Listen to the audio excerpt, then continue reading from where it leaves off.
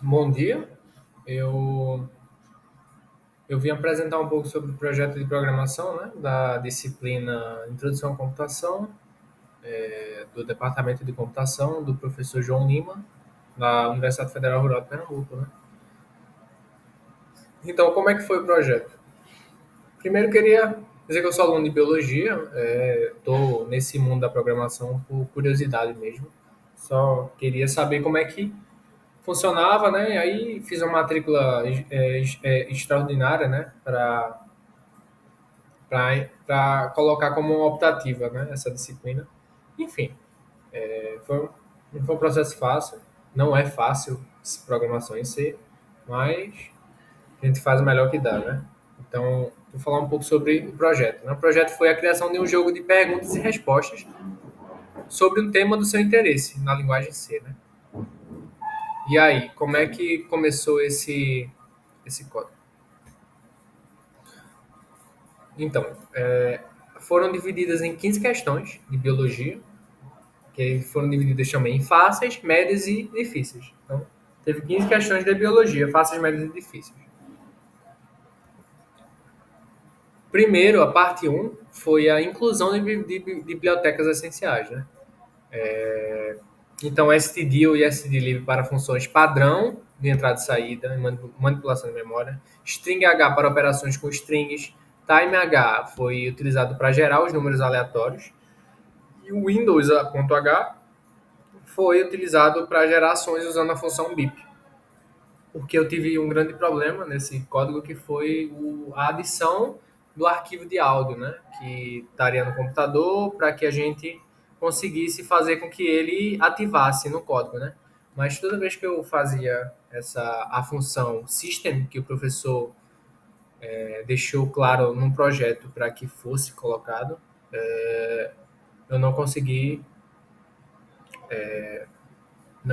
utilizar. Então toda vez que o código ativava, né, e executava a parte para iniciar o arquivo de áudio, o código não continuava corretamente, ele parava, ficava todo bugado, enfim, não conseguia.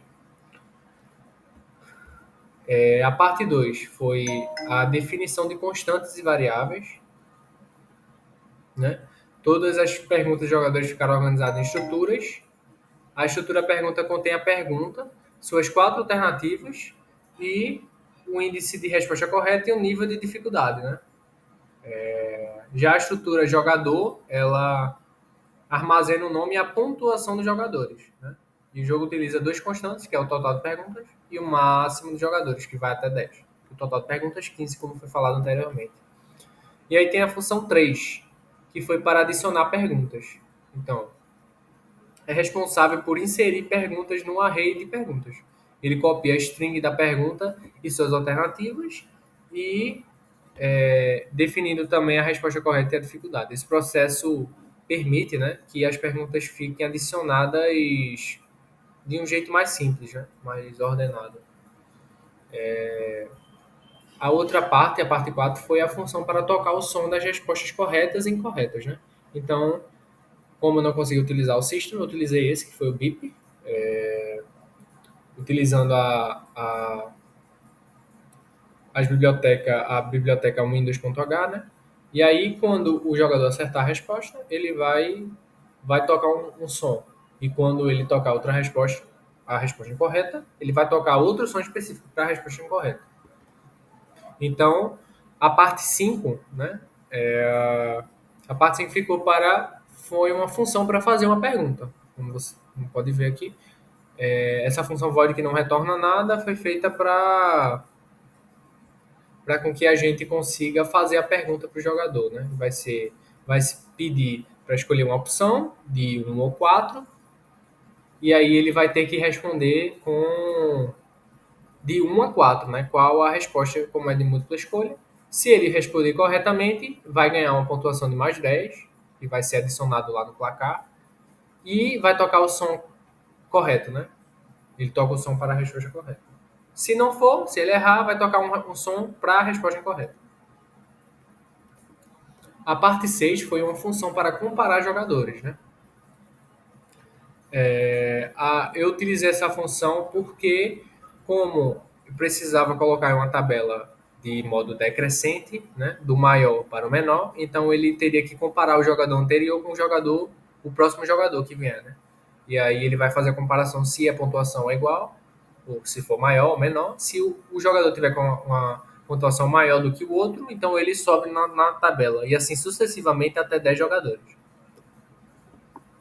E aí tem a parte 7, né? Que foi a função para exibir a classificação, né?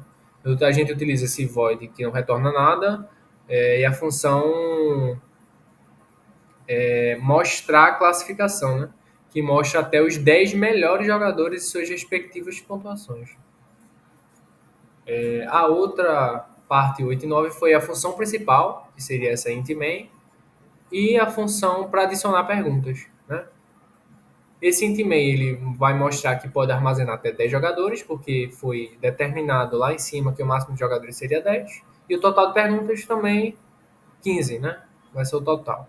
Então, int total jogadores é igual a zero e o número de jogadores na tabela, né? E vai ser o número de jogadores na tabela. E aí a outra parte, que é a função para adicionar perguntas, aqui eu mostrei só um pouco das três primeiras, porque repete no resto do código, né? Então vai seguir esse mesmo layout. Então seria adicionando perguntas fáceis, seria um bloco só com várias alternativas 1, 2, 3, 4, 5 até 15. E aí a 5 em 5 seria perguntas fáceis, médias e difíceis, né? Então praticamente repete a mesma coisa que está aqui mostrando, né? E aí tem a parte 10. Esse comando foi feito para a cada partida iniciar uma pergunta aleatória, né? Então a pergunta não vai ser a mesma para cada jogador.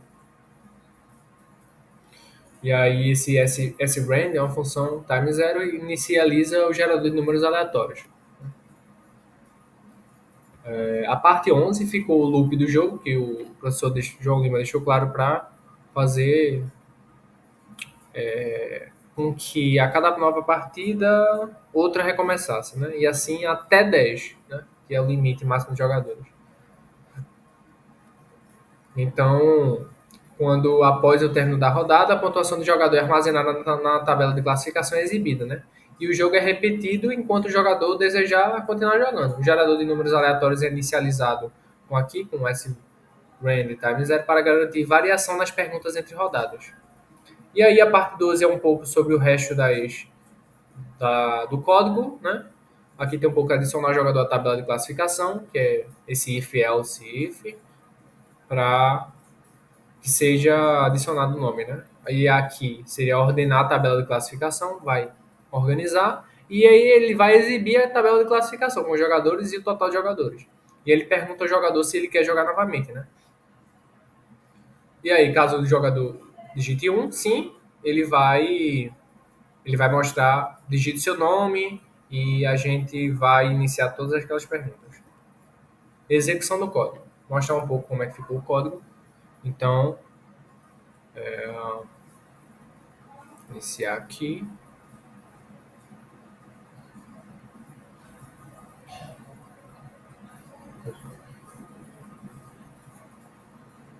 Deixa eu finalizar aqui.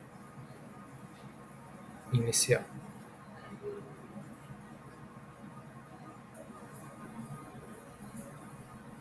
Então, vai aparecer, digite seu nome e eu vou digitar meu nome, Chico. E aí ele será bem-vindo ao jogo de perguntas e respostas de biologia, Chico. Você responderá perguntas fáceis, médias e difíceis. Qual é a função mais abundante no corpo? Qual é a substância mais abundante? E aí eu vou responder de 1 a 4. Quando eu responder a correta, ele irá tocar um som específico para a resposta correta. Caso eu erre, como aqui, qual é a unidade básica da vida, então ele para vai aparecer um som para a resposta incorreta. E assim sucessivamente, né? Eu vou só adiantar o processo aqui e responder todas.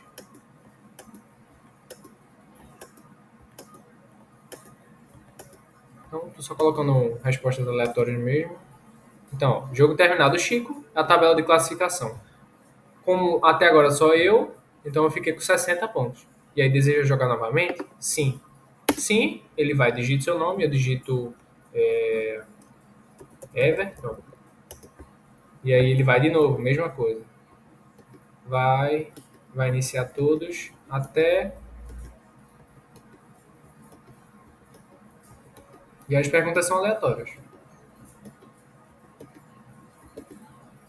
Olha, como, como foi dito, ele vai ficar todos os jogadores, até 10 jogadores, e ele vai mostrar as pontuações aqui.